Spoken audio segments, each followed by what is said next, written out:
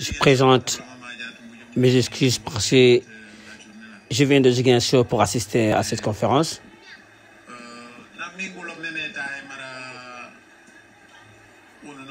Comme ils l'ont dit tantôt par rapport à l'environnement, je vais le faire à votre langue puisque c'est ici que j'ai fait mes études.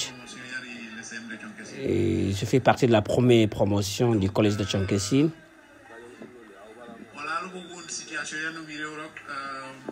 Les effets du changement climatique.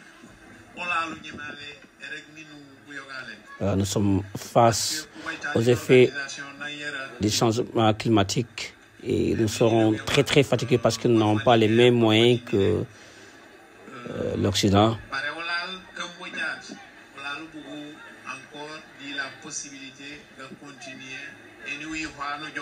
Mais je pense que jusqu'à présent, c'est pas tard. Nous pouvons prendre des mesures pour faire face à cela parce que la Casamance, je peux dire que nous sommes le paradis du monde.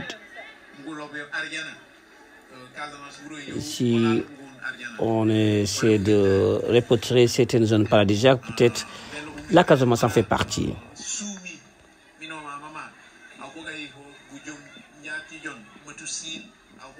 Parce que si tu ne veux pas cuisiner, tu justement pourras manger du matin au soir parce qu'il y a sûrement beaucoup de fruits. Et quelle est cette partie dans ce monde-là qui a tout ça? Si il en existe, mais c'est très rare.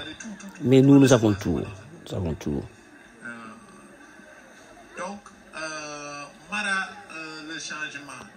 Donc, pour le changement climatique, là, il faut que je dise parce que j'ai fait mes études ici, les cas des années 86.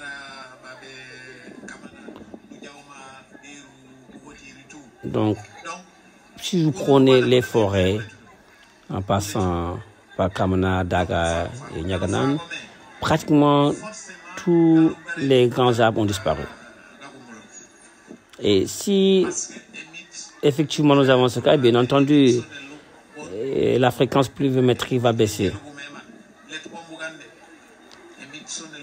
Mais mes gars, il faut que les gens comprennent que s'il pleut, ce n'est pas pour nous autres, les hommes, c'est pour les arbres. Vous allez dans les pays désertiques, il n'y a pas de pluie en abondance parce qu'il n'y a pas d'arbres. Mais aujourd'hui, nous avons constaté que dans certains pays désertiques, il commence à pleuvoir parce qu'ils ont reboisé. Si nous le comprenons de ces arts et qu'on essaie de faire passer l'information à nos enfants, bien entendu, nous allons surmonter ce fléau. Et même les habits que nous portons comme ça, c'est l'agriculture. Tout ce que nous consommons, nous utilisons, ça vient de la terre. Mais nous avons tout délaissé, tout ce qui est de précieux pour dépendre de l'accident. Tout ce que nous consommons, ça vient d'eux. Mais nous tous avons tout délaissé, croyant que l'agriculture n'est pas porteur de développement.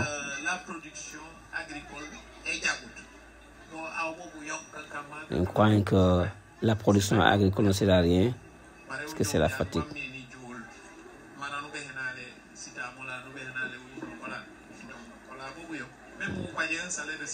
Mais même si vous avez un salaire de 500 000 francs et que vous ne cultivez pas, tout va partir. Ça ne va pas suffire.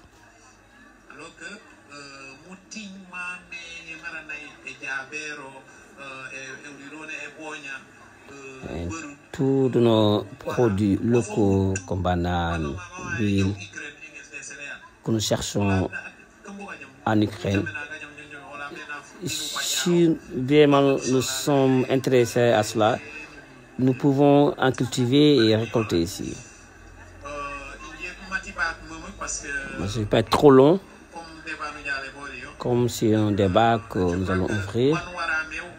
Je pense que ce que nous devons faire tous les jours,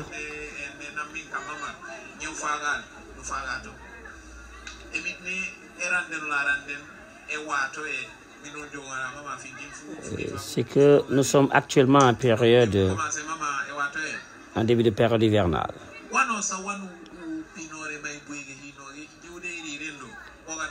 Donc, que tout le monde s'implique, tout ce que tu penses peut être planté pour la protection de l'environnement, pour également toi-même, il faut le faire. Et après l'hivernage, il faudrait qu'il y ait un suivi pour protéger, pour que ça grandisse. Que ce soit à la maison ou bien dans ton périmètre horticole, il faut le faire. Tout souvent, actuellement, au village, tous les produits forestiers, comme par exemple les fruits de rognier, de baobab, ça se vend. Même ces rogniers, on a besoin pour construire les maisons. Alors, donc mon combat, c'est de planter 80 000 rogniers. Cette année, je veux que si j'ai les possibilités, c'est de pouvoir planter plus de 100 000. C'est une question de mobilisation. Donc, les fruits de ces rogniers-là, si ça tombe, alors il faudrait que vous les ramassiez, vous les gardez. Et chaque 20 mètres, vous y plantez. Donc, parce que c'est ce que nos enfants en auront besoin pour construire demain. Actuellement, si vous voulez construire pour avoir le bois de rognier, c'est très difficile. Parce qu'il n'y en a pas. Puisqu'on coupe 10, on ne reboise pas. Oui, on coupe 10, on ne reboise même pas 20. Il y a aussi un produit forestier qu'on appelle le mat, qui donne beaucoup d'argent, qui, si on le plante après 4 ans, on peut vraiment l'exploiter. Mais les gens ne sont pas conscients. Alors, soyez-en conscients et qu'on éduque nos enfants que l'environnement, c'est le poumon de la planète.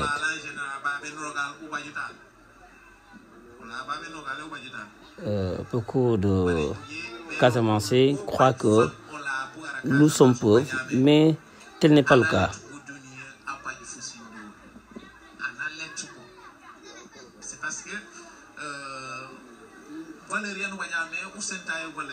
On n'a pas valorisé nos potentiels. Nous avons ici des manguiers qui produisent des mangues.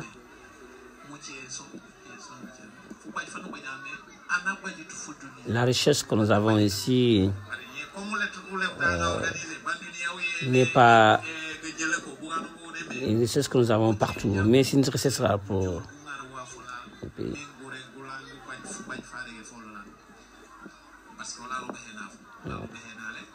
Les anciens, ils l'exploitent à leur profit parce que c'est nous qui n'avons pas valorisé ça, croyant que nous n'en avons pas.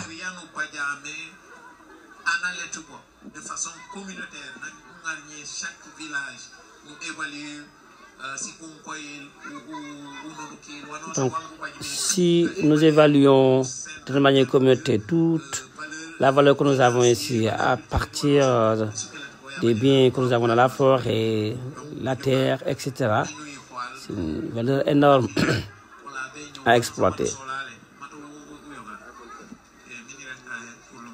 Donc, je vous remercie.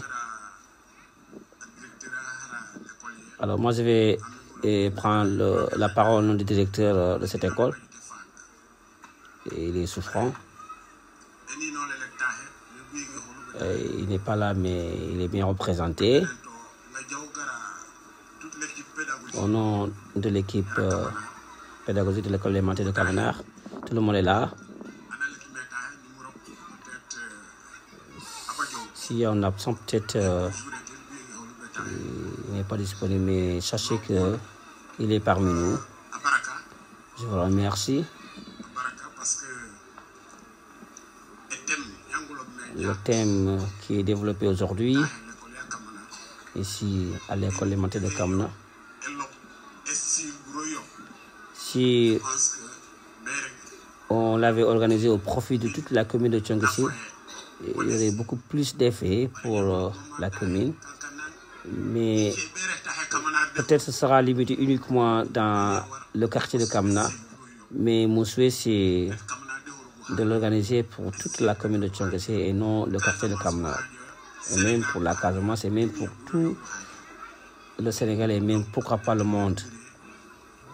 Donc, un thème d'une grande importance. Alors, nous avons bien entendu, et sans plus tarder, je vous remets le micro pour entendre le débat. Nous sommes en train d'abattre les arbres pour avoir de la biomasse.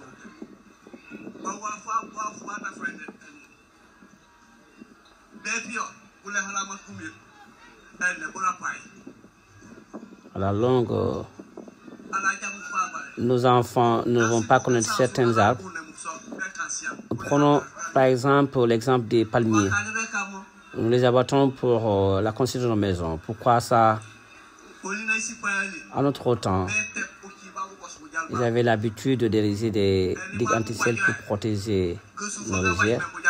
Et la salinité sera pareille par ces digues. Mais actuellement, nous ne le faisons plus. Enseignons, éduquons nos enfants à la protection de l'environnement. Et ils sauront de quoi cet environnement est utile pour eux. Aujourd'hui, nous sommes en train de détruire notre environnement à travers le feu. Alors, nos enfants, nous allons vivre de quoi? Et nous avons plus valorisé notre culture que la nôtre. Or, tout ce que nous exploitons de notre forêt, voilà, c'est pour nous permettre d'avoir une bonne santé. Là, on prend le litige foncier, mais si nous plantons des reniers et des palmiers tout autour, les permet de nos... Le pénétrer, bien entendu, on va éviter ces litiges.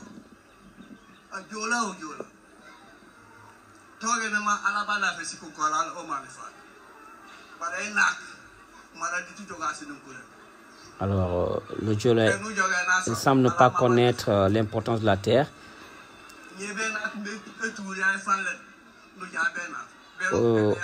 Le Diola également ne cultive pas tout.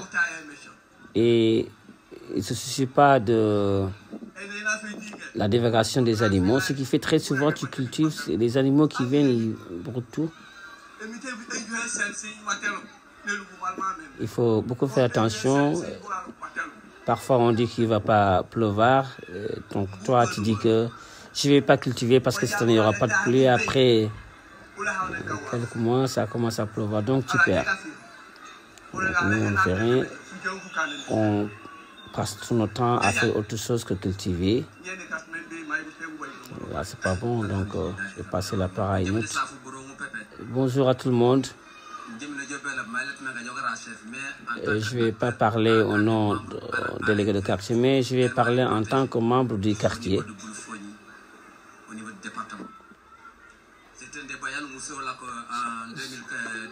C'est un débat que nous avons justement discuté en 2014 à Djingaké.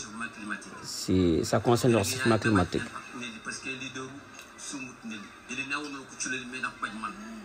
Nous, à notre temps, je leur avais dit que nous, si nous avons de l'eau à son temps, c'est les arbres. C'est un débat tendu ce jour-là. De 6h, 8h jusqu'à midi. Et ce que nous vous disons, c'est quelque chose que nous avons étudié. Et moi-même, je l'ai dit que c'est quelque chose que vous avez constaté. Mais depuis que vous nous avez demandé d'appliquer certains produits, nous avons constaté que nos arbres ont commencé à disparaître.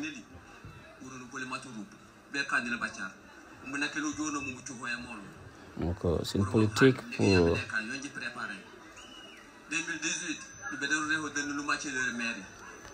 En 2018 également, j'ai eu à prendre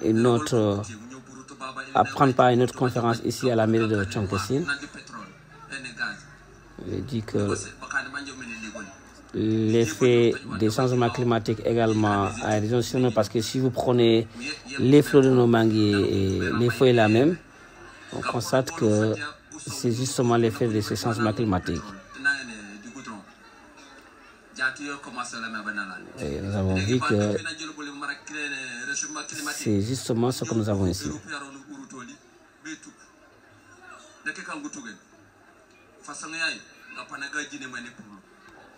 Et le constat sur l'impact de ce changement climatique sur la floraison des manguiers était d'abord vu en Guinée, et maintenant nous l'avons ici chez nous.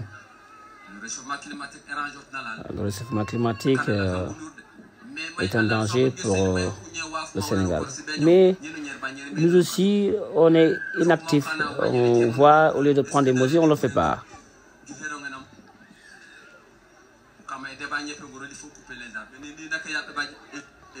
Donc, c'est pour cela que je dis que si vous voyez la floraison n'est pas bonne et atteinte, il faut couper. Et puis si ça tombe, il faut ramasser et brûler. Parce que si ça se détruit là-bas, donc les virus là peuvent être emportés par le vent et ça va attaquer également d'autres arbres.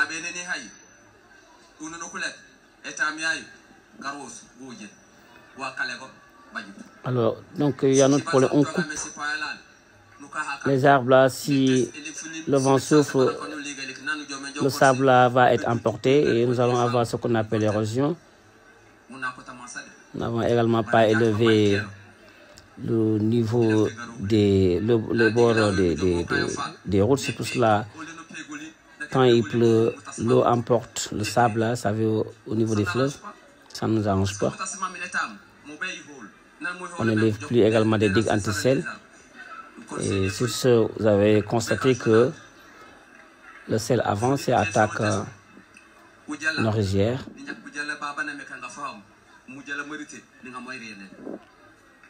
J'ai fait un test,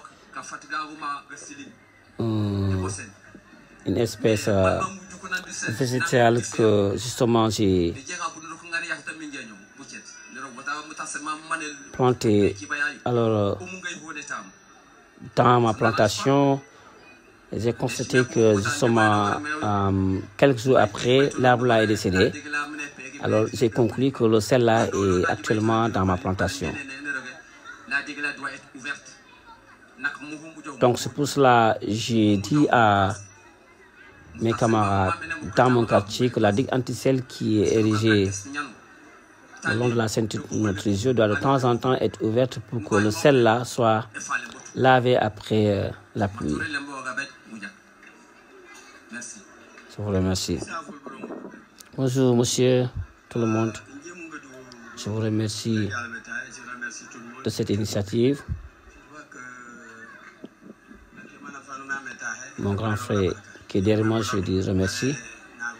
J'ai été en voyage pour chez moi à Dakar, mais c'est lui qui m'a dit de tout faire pour venir prendre part à cette conférence. Je vous remercie parce que l'école a été commencée par nous en 1962. Aujourd'hui, c'est comme si j'ai fait un pèlerinage. C'est pour cela je vous dis, tout ce qui a été dit est une vérité parce que c'est des constats, c'est une vérité. Donc tout ce que vous avez demandé, ça a été le cas, c'est vérifié. Ce que nous avons constaté, c'est une vérité. C'est pour cela, moi, je ne vais pas demander, je vais appuyer. Donc, si on en parle, ça ne sert à rien. Il faut prendre les devants, Comme l'a dit tout à l'heure M. Badji. Donc, ce que nous avons organisé, c'est que ça ne se limite pas ici. Après Tchonkessin, après Kamana, qu'on essaie de voir quelles sont les mesures à prendre pour mettre en œuvre ce qui est dit ici. Il y a beaucoup de générations, il y a beaucoup de coopératives. Donc, toutes les mesures que nous avons prises ici, qu'on essaie de voir comment est-ce qu'on peut les mettre en œuvre. Nous sommes en perte de valeur en adoptant trop de modernité. Donc, si nous prenons ces mesures-là, alors les enfants là sont des réceptacles.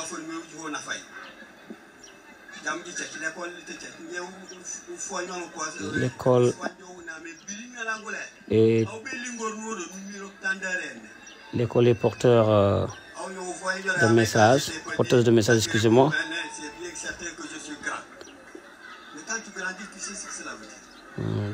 Donc, c'est la première constatation qu'à si de tiro deuxième constat.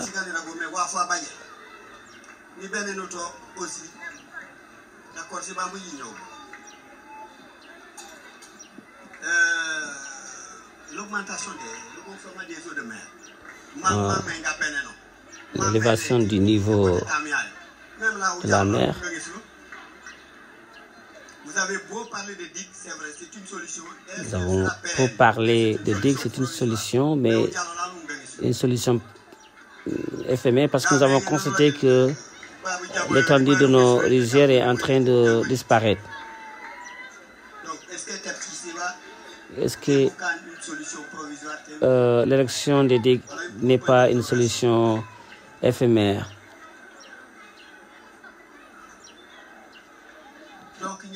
Alors, moi je dis, selon moi,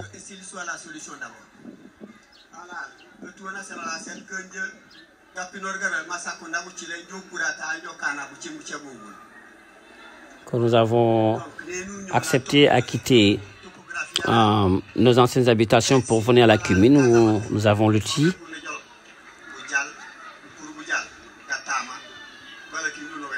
En topographie, pratiquement dans la Casamance. Après le fleuve, c'est les anciennes habitations, les rizières, après nos habitations. Maintenant, ce n'est plus le cas.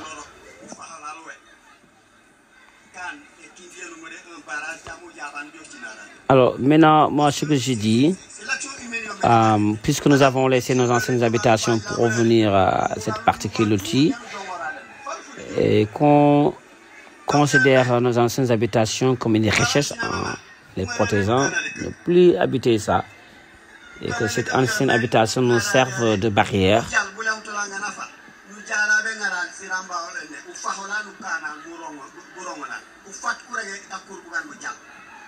Je dis bien que un expert a bien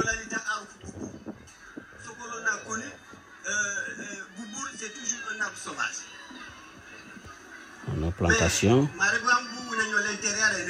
Alors, les gens croyaient que Boubour est un fruit forestier,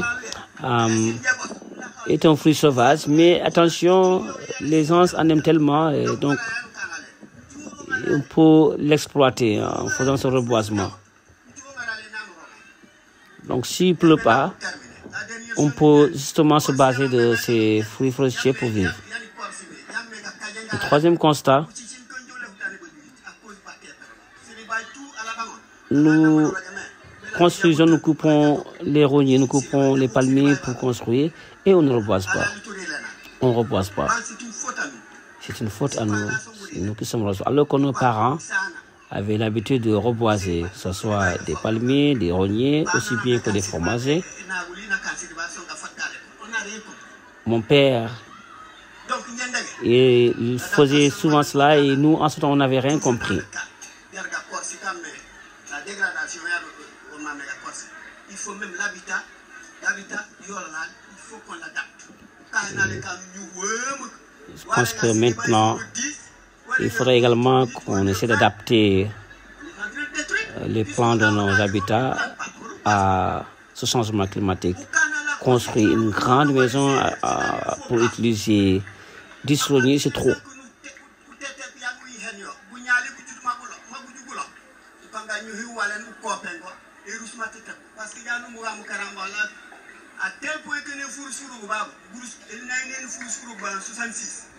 Donc, quand c'est une maison avec une toiture très élevée, nécessitera beaucoup de rogniers et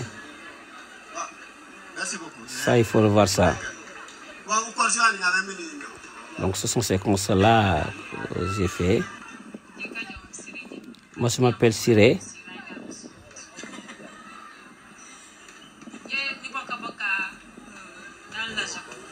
Je fais partie d'une association qui s'appelle AJA. Je fais partie de beaucoup de projets ici à Thionck-Essyl. Aujourd'hui, nous luttons pour la protection de l'environnement. On s'active plus vers le marigot, la mangrove. C'est pour cela, je pense que le thème d'aujourd'hui est d'une importance capitale. Parce que l'environnement concerne tout le monde. Donc, c'est nous qui devons respecter. Donc, si aujourd'hui nous sommes victimes de l'insécurité alimentaire, si nous sommes responsables. Si nous abattons l'environnement, nous constatons que le lit du fleuve est devenu trop bas, donc on coupe le bois. On va justement assister à l'ensablement du fleuve.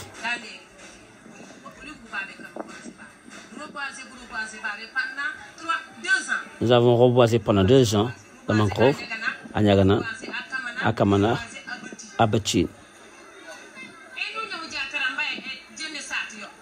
Si nous abattons les arbres, alors que nous avons à son temps dit que les grands arbres sont entiers, mais si nous coupons ces arbres-là qui sont entiers, l'esprit qui était va revenir à nous. Nous avons dit qu'il ne faut pas couper les arbres. C'est nous également qui leur avons poussé justement à faire du sel, produire du sel pour éviter la coupe du bois, pour les occuper là-bas.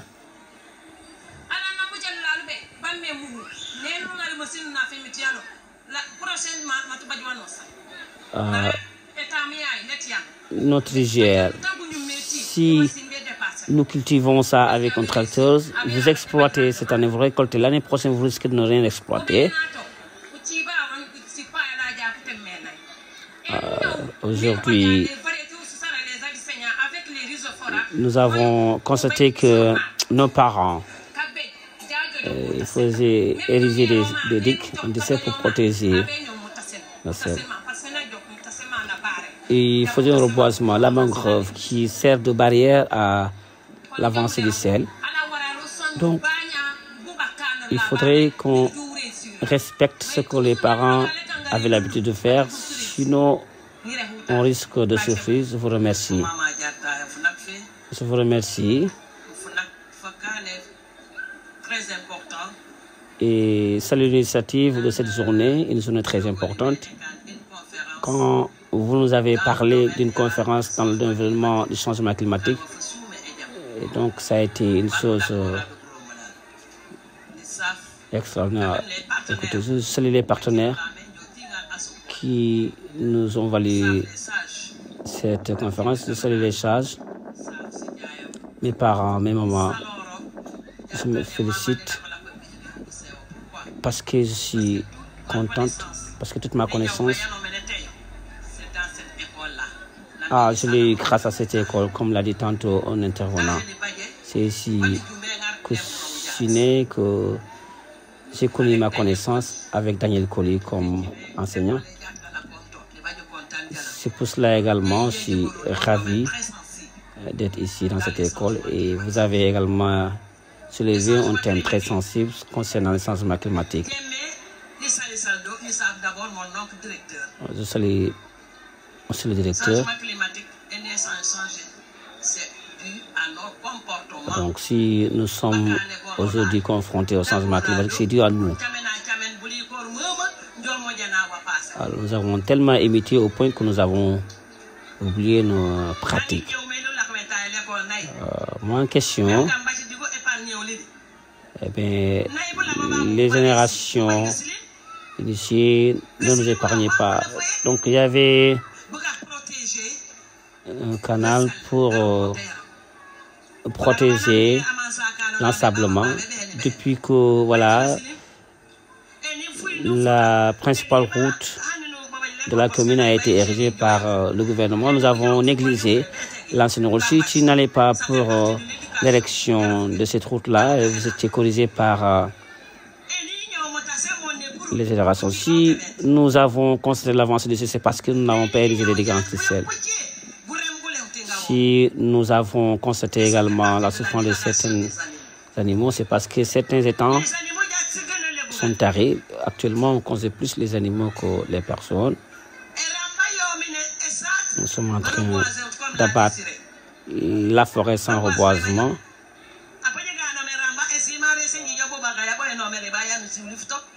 Aujourd'hui, nous allons à Bagaya pour acheter des rogniers à 25 000.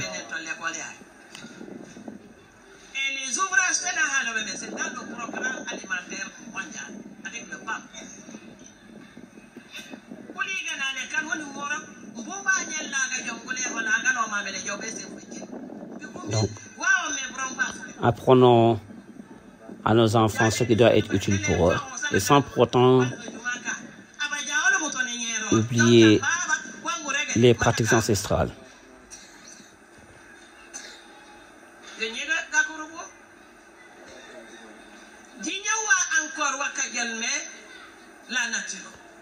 Considérons ce qui a détruit la nature, ça c'est plastique. Tout à l'heure, dans un sachet à eau que nous avons bu, et des sachets qui se détériorent difficilement. 100 ans, peut-être, ce sachet-là ne va pas être détérioré. Donc, vous y cultivez, vous n'allez absolument rien exploiter. Actuellement, ils ne font plus d'épandage. Nous utilisons l'engrais chimique. Donc, au lieu qu'on fasse l'épandage avec 100 francs, comme paye, actuellement même, nous avons constaté la divulgation des animaux.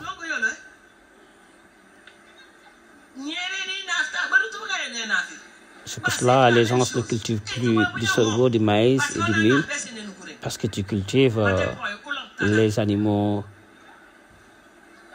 les fruits. Et tout à l'heure, les gens avaient parlé de la radio communautaire qui est absente, mais non, la radio est là, tout est enregistré. Donc quand le conférencier faisait son exposé, j'ai bien enregistré comment nous faisons une émission sur l'environnement. Je suis chargé de cette commission, donc ce qui m'a permis d'avoir beaucoup de connaissances dans le domaine de l'environnement. C'est pour cela que je tiens cette émission au niveau de la radio communautaire. C'est pour cela, dans cette commune, si les gens disent qu'une femme qui protège l'environnement, je pense que c'est ne pas comprendre, alors que l'environnement fait partie des compétences transférées. C'est pour cela, je pense que la journée d'aujourd'hui est d'une importance capitale.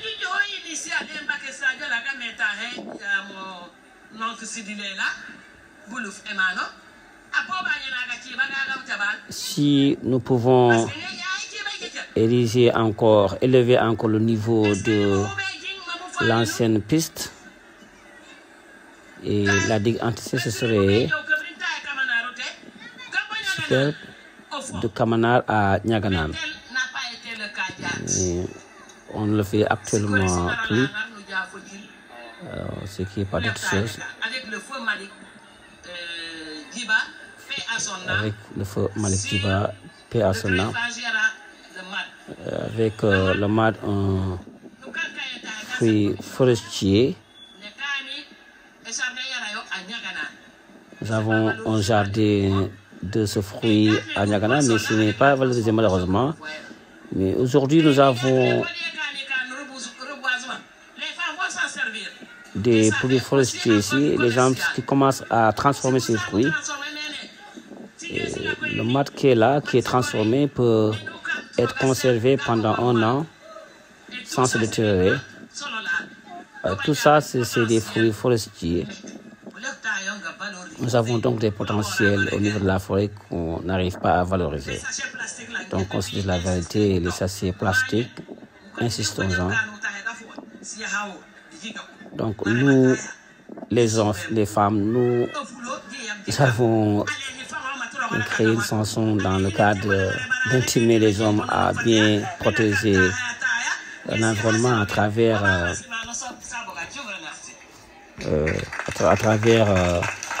la garderie de leurs vaches. Ils ne le font pas. Je vous remercie. Aujourd'hui, nous avons constaté que ce qui est développé et ce qui est donné comme résultat par les répondants, ce sont des choses qui sont réelles.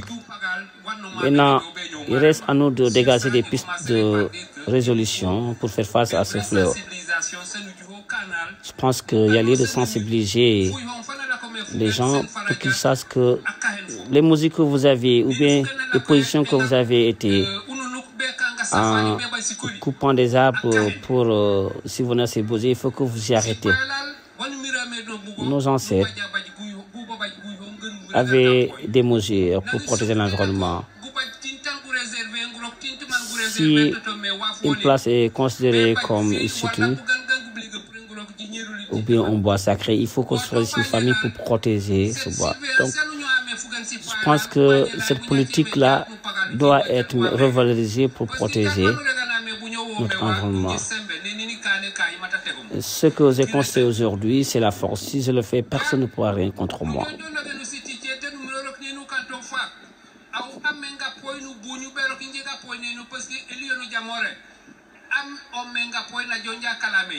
Alors aujourd'hui, nous avons constaté que si quelqu'un justement fait une chose à l'encontre de mesures prises par la communauté et que le gars à qui on a chargé de protéger l'environnement prend des mesures contre toi, tu t'énerves, tu vas le porter plainte.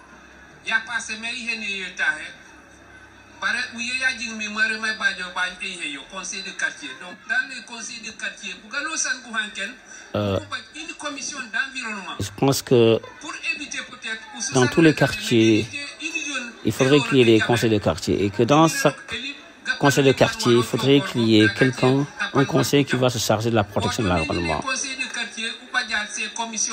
Nous avons ces commissions. Je pense que ces conseils-là peuvent nous aider dans la sensibilisation, mais surtout dans un autre côté qui va nous permettre de protéger notre environnement. Je pense qu'aujourd'hui, nous sommes des agriculteurs, mais on n'est plus en quelque sorte comme cultivateurs. Parce que quand il commence à pleuvoir, il faut, au lieu d'aller cultiver, tu attends. Si aujourd'hui, nous comptons parmi nous ceux qui ont commencé à semer, faire les premiers semis, ils vont pas, on attend jusqu'au deuxième quinzaine du mois d'août qu'on commence à aller faire les premiers semis avant d'aller faire le repiquage au mois de septembre. Et tu dis qu'il n'a pas plu, parce qu'il n'a pas plu, parce que tu as attendu alors qu'il commençait à pleuvoir et tu commences à t'intéresser carrément à l'agriculture à la fin de la période hivernale. Mais on a dit que quand il y a 20 mm de pluie, il est possible, quand tu fais un semis, que cela pousse.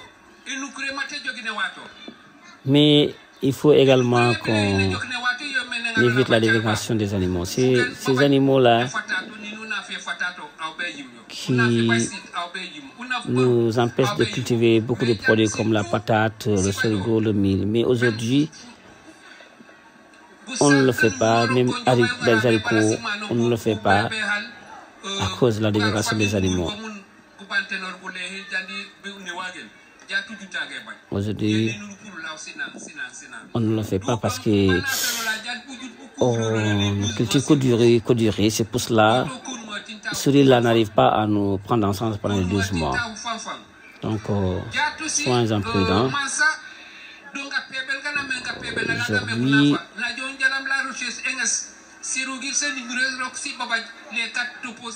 le gouvernement est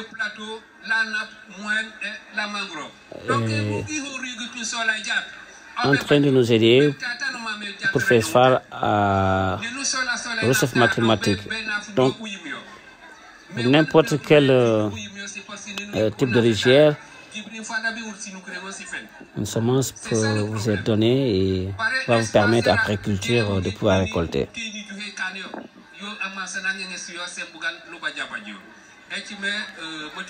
C'est pour cela que je ne vais pas être trop long. Je vous remercie. Si nous cherchons une révolution et une nouveauté, tous les gens doivent être là pendant les vacances. Alors donc c'est l'occasion pour nous d'ériger ces digues juste après l'hivernage. Tout à l'heure, une dame Siré avait dit que effectivement les scientifiques, il n'y a pas une forêt qui produit beaucoup plus d'oxygène que la mangrove. Or, si nous prenons le bluff, nous sommes entourés par une ceinture de mangrove. Ça veut dire que si on reboise la mangrove, certaines conséquences des réchauffements climatiques seront évitées. Alors, la mangrove nous évite, conserve, absorbe le sel. Donc c'est pour cela les engagements des pistes de solutions qui ont été avancées tout à l'heure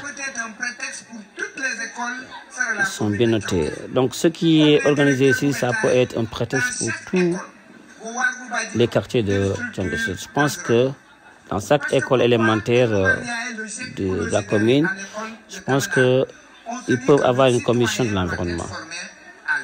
Pensons pourquoi nous avons logé le ZEC ici à l'école élémentaire de Kamna, parce que nous avons dit que tous les enfants qui sont là sont de futurs citoyens de Djangé Sud et pas du Sénégal et mondial.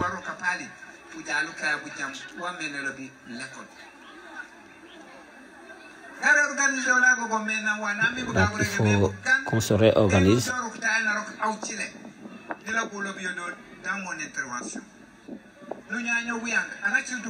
Nous avons constaté un bois sacré qui n'appartient à personne. Fouiller également, c'est pour nous tous. Si on reboit ces bois-là, c'est dans l'intérêt de tout le quartier, de même que Rembako, parce que personne n'y va toucher. Ce que je voudrais ajouter, c'est d'attirer l'attention des autorités locales.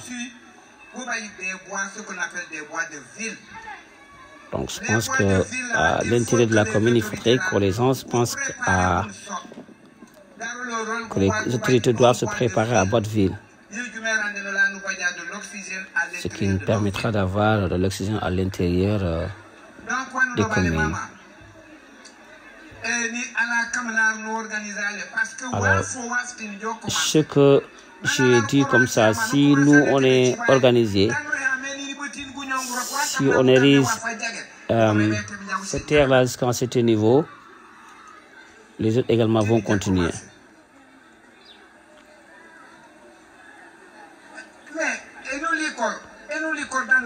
Donc si vous le faites dans le bon sens, c'est une chose à saluer. Il faudrait que les directeurs d'école s'approprient de ce qui est en train d'être fait ici à Kamanar.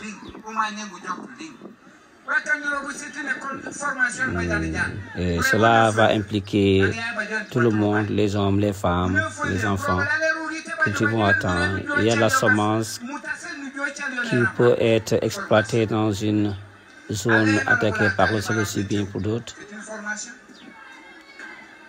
Cultivons cette semence. Et prêtez l'attention également à la météorologie, parce que cette météorologie-là, l'agence de la météorologie peut donner des informations concernant les tonnerres, les pluies, etc., etc. Je vous remercie.